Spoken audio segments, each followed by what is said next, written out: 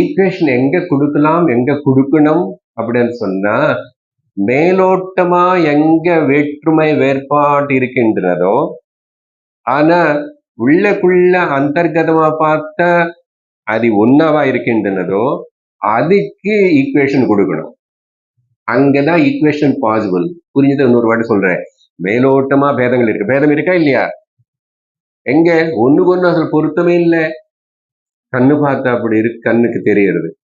ஆனா அதுக்கு நீ புரிய வச்சு சொன்னதுக்கு அப்புறம் தேடி அப்புறம் பார்த்தா விசாரணை பண்ணி பேதம் இல்லை. அப்போ எசென்ஷியலி ஒன் அண்ட் ஆக்சிடென்டல்லி இன்சிடென்டல்லி மேலோட்டமா பார்த்தா பேதம் இருக்குல்ல. அதனால